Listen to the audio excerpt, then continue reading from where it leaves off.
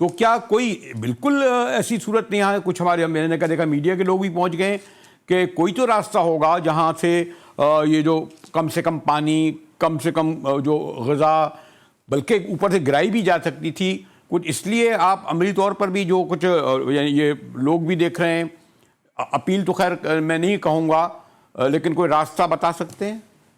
جی دیکھیں، مصر کے ذریعے جو راستہ ہے رفح بارڈر کا، وہاں سے امداد جا سکتی ہے، لیکن افسوس ہے کہ مصر نے بھی کہا کہ امریکہ ہمارے قرضوں کو ری شیڈیول کرے.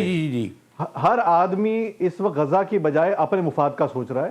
رفح بارڈر جہاں پہ مصر اور غزہ کا بارڈر لگتا ہے، وہاں سے امداد گئی بھی ہے، لیکن وہ اس بڑے پیمانے پہ نہیں گئی کہ جس پیمانے پہ وہاں پہ جانے کی ضرورت ہے.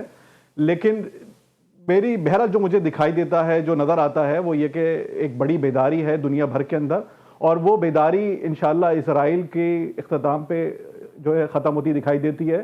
مغربی ممالک پہلی بار انتہائی پریشر اور دباؤ کا شکار دیتے ہیں. امریکن ایڈمنسٹریشن میں تقسیم دکھائی دیتی ہے، جس کی بنیاد پہ اسرائیل کی ایک صہیونی ریاست کھڑی ہوئی ہے، جس کی آبادی ٹوٹل 80 لاکھ ہے، جن میں سے آپ بول سکتے ہیں 65 لاکھ وہ ہیں جو دنیا بھر سے آئے ہوئے یہودی ہیں. وہ بھی بڑی تعداد میں بھاگتے ہوئے دکھائی دیتے ہیں. آپ کو پتہ ہے کہ روزانہ کی بنیاد پہ بڑے بڑے کارگو شپس آ رہے ہیں جو صہیونیوں کو بن گوریان ایئرپورٹ سے لے جا کے ان کے ممالک میں لے کے جا رہے ہیں. کل داغستان میں آپ دیکھ سکتے ہیں کہ وہاں پر جب یہ اترے ہیں اسرائیلی صہیونی، تو وہاں پر بڑی تعداد میں لوگ ایئرپورٹ پر آئے ہیں. انہوں نے کہا کہ ہم ان کو وار کرمنلز کو اپنے ملک میں نہیں اترنے دیں گے. تو یہ ڈیول نیشنلز کی بڑی تعداد انسیکیورٹی کے بعد جب وہاں پہ جائے گی تو اسرائیل ایک ڈیمورلائزیشن کا شکار ہے، اور انشاءاللہ فلسطین جس پہ 1948 کے بعد قبضہ کیا تھا وہ اپنی اصل شکل میں اسی مزاحمت کی صورت میں بحال ہوگا. تو یہ مستقل حل کی طرف جا رہا ہے انشاءاللہ یہ مسئلہ. نثار، آپ جو ذکر کر رہے تھے، بلکہ اکانومسٹ جیسے معتبر اخبار نے یہ رپورٹ کیا تھا، اور غالباً 12 دن پہلے ہمیں یہ علم ہوا تھا، بلکہ ہم نے اس کی کچھ جھلکیاں بھی دیکھی تھیں کہ کانوائے جو ہے ایجپٹ کے راستے آ رہا تھا.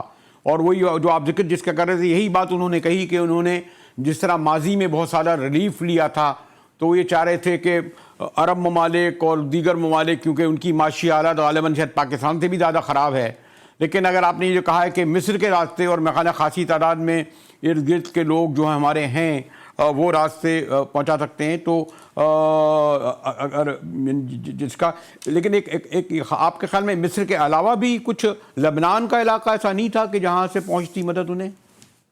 میرے خیال غزہ کا راستہ تو صرف اسرائیل سے، سمندر سے اور مصر سے لگتا ہے، اس کے علاوہ کوئی راستہ ہے نہیں. لبنان کے ذریعے ان کا راستہ نہیں ہے، جارڈن کے ذریعے ان کا راستہ نہیں ہے، سیریا کے ذریعے ان کا راستہ نہیں ہے.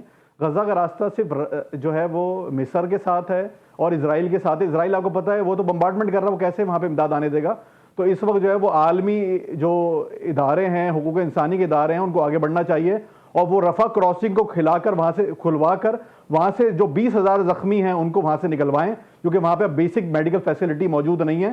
دوسرا، وہاں پہ جو موجود لوگ ہیں ان کو وہاں پہ امداد دیں، کیونکہ اسرائیل کی خواہش ہے کہ وہاں پہ اس طریقے سے بمبارڈمنٹ کرے سویلین آبادی کے اوپر، تاکہ وہاں پر جو غزہ کے لوگ ہیں وہ غزہ چھوڑ کر اس علاقے کو اسرائیل کے خالی کر دیں. اور غزہ کے لوگوں نے بھی یہ عہد کیا ہوا ہے کہ وہ مر جائیں گے لیکن وہ اپنی زمین کو اسرائیل کے لیے خالی نہیں کریں گے.